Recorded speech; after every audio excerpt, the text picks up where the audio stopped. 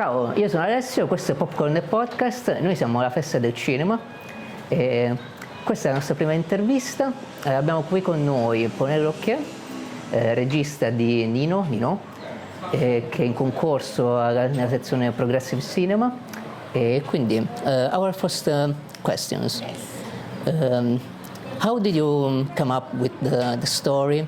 And I know that it is development of one of your shorts. What for my short? Yeah. No, my short was a completely different subject. Yes, I just did one short movie. Okay. And then I met a producer, and she told me, "Do you want to make a first feature?" And I said, "Yeah, but I have no idea." And at that time, in my family, there was a young man who was facing cancer.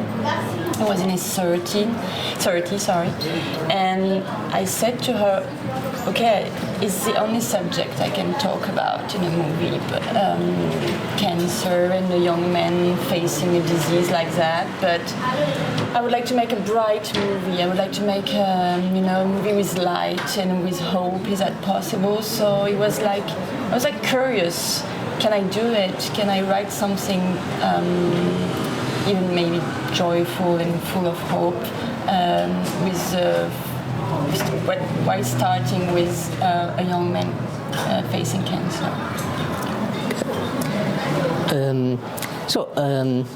I think that your movie, I would like to make your congratulations for your movie. Thank you. Because it was very moving and also very well made. I found that there are similarities with, I don't know if they already told you, with Creole from Yes. 5 to 7, and also maybe Le Temps qui reste de François Ozon. Oh yes. And did you find that some idea from these two movies, or no? I love these movies, but I didn't rewatch them before making the movie. But for Cleo, I knew that there was something similar and something like trustful for me. That character who can change in like 2 hours in Cleo and say, "Oh, okay, that's possible to describe someone's life changing for that short amount of times." And it's a portrait of a young woman, and I said, okay, what about a young man today? What is at stake when he's facing cancer? And for Le Temps qui reste, I love that movie, but I wanted a different temporality. I didn't want that feeling that I have not many time left, so what I'm going to do with it. Just these 3 days where you can't feel a huge amount of energy, but some things are moving in him, some little steps are moving, and that's what I wanted to explore. Yes, and I found that this crisis that the protagonist is facing is also a kind of possibility for him to move on in his life, because he seems very in a cul-de-sac. Yes. in that moment. Yes. And so, in a manner of speaking, this cancer is an opportunity for him. Sure. I didn't want to tell the story of a young man who is full of energy and full of life, and like cancer comes and it's the end. I wanted the contrary. I wanted someone who is not very linked to life. I usually say he doesn't play the game. I mean, he's here, but he's not here, and doesn't know what he can get attached to in life, what makes sense. I said, okay, if we say to him, you're sick, you have something to struggle, you have something to face, maybe he can reconsider his life and the chance he has to be in life, and start to look at things differently, with more maybe poetry, with more intensity. So yeah, I always figured that cancer, like, oh great, something is happening to me.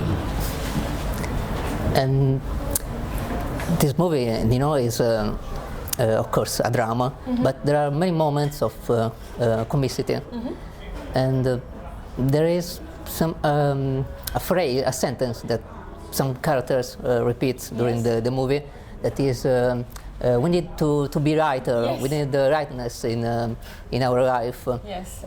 So what does this means for you? How do you mix dramaticity and comicity? I realized late that this idea of lightness was so present in the movie. I was like, oh, they always said that sentence. Why? You know, you make your therapy while you're writing, you know, when you're watching your movie, you say, oh, okay, do we need that?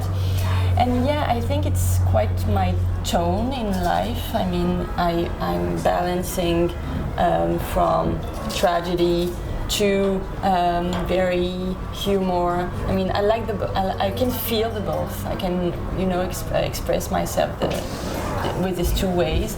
And I don't know, I thought it was more real to be sometimes, like life is sometimes funny when it's dark and when it's sad. I mean, I was finding that it was, yes, more realistic, you know, in life. So I didn't limit myself to comedy. I said, okay, and it's the difference between what this character is going through, and what other characters, the little problems, you know, they're facing, that makes things funny, you know. But I think it's, I mean, I'm always seeing that thing in my life, you know, the contrary. I mean, in a drama, I feel something a little bit funny here, and in a party, I see a lot of melancholy everywhere. Yeah. So I'm like balancing with these things, and I wanted the film to show that. Now that you say it to me, I found that something reminds me of Joachim Trier, yes, something from the Oslo trilogy, because also Paris is shown like it is some Norwegian city. It's a very strange depiction of Paris. How did you manage to? Yeah, I think it was quite the main inspiration from the movie Oslo, and for the character too. I was always saying before knowing Théodore, we need someone like Anders, you know, like the character of Oslo. We need someone like that who doesn't speak too much, but like who is everywhere captivating. I mean, you know, we always watch at him. And for the city, I was like, yes, it could be any big city in the world, like Oslo, like Rome, like Paris. You know, it's more the feeling of loneliness you have in the cities, and loneliness, but you are always full of people around you.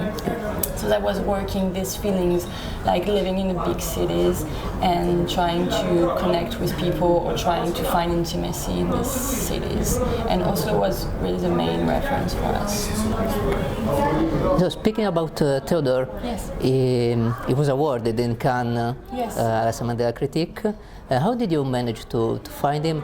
And maybe the fact that he's Canadian, yes, it is useful for the movie because he has this kind of detachment, yes, but very intense, with a hidden intensity.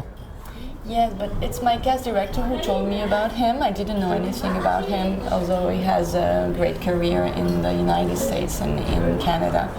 And yeah, I think he's one of the greatest actors in the world. I mean, when I watched his movie, I was like, wow, who is he? He's so intense, he's so... you can see everything on his face, but he's not doing that much. So I was completely fascinated by him.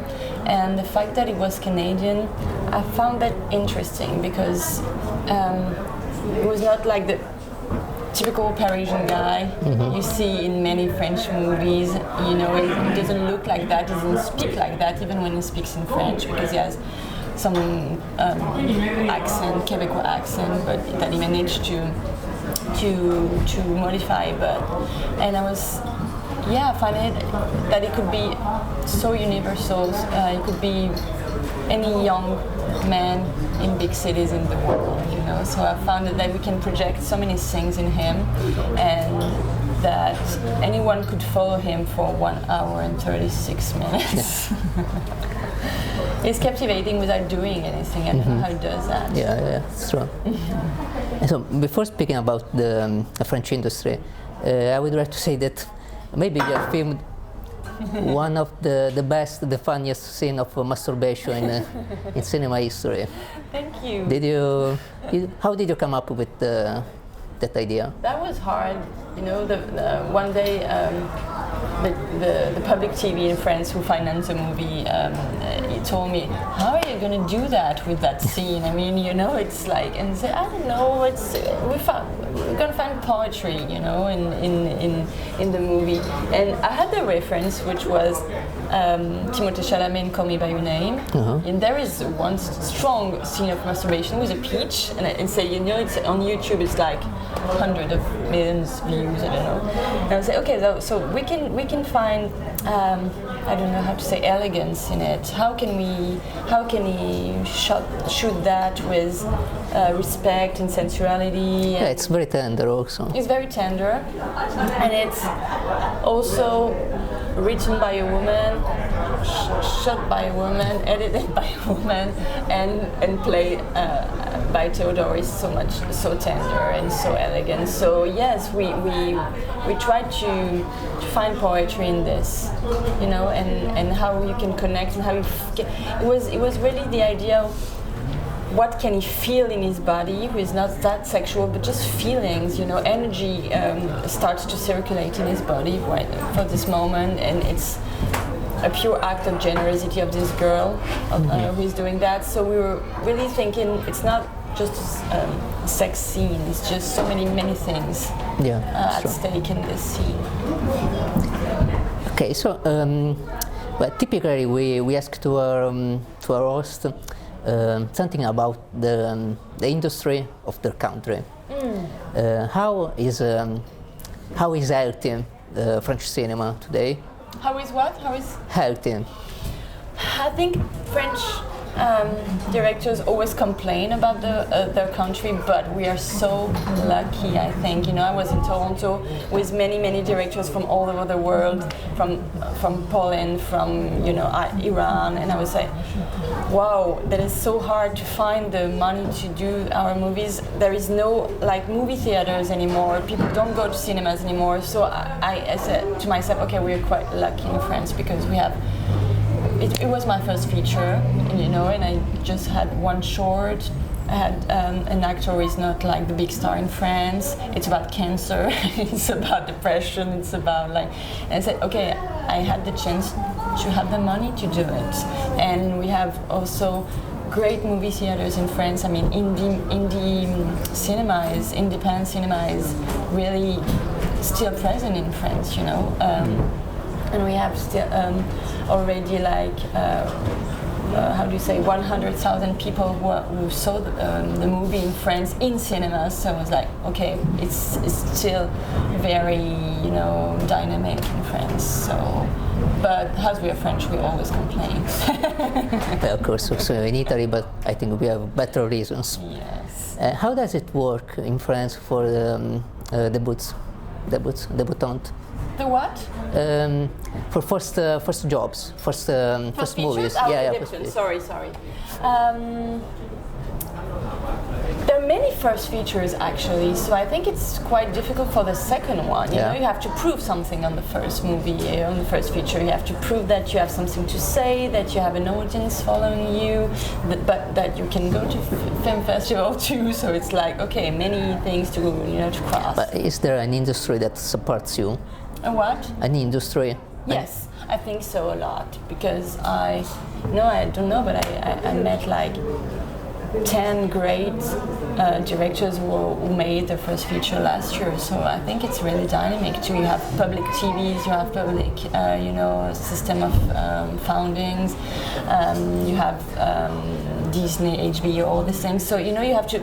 I just think that you have to deal with all this, it's like a big arrangement. I don't know how to say that, but you have to find ways to create a movie. You have to find the good foundings, but it's a struggle. But it's a struggle for anybody, and I think it's still a struggle for directors for the 4th, 5th, 6th movies. I think for the first feature you have a lot of curiosity, and I was at Cannes at the Critics Week, who is a competition for first and second feature, and we were like so welcome and so encouraged to hold our movies. Simple question: What is your favorite Italian movie? That's a tricky. Maybe something recent, not one of the classics.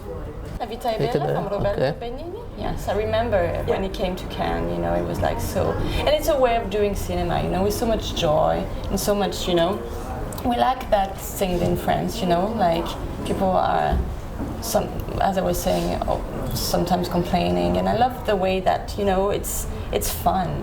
To make like movies. Italian, yes. Being Italian. Like, yes, but I was maybe thinking the other, like people say to me, there's a lot of comedy in Nino, a lot of humor, but the subject is tragic.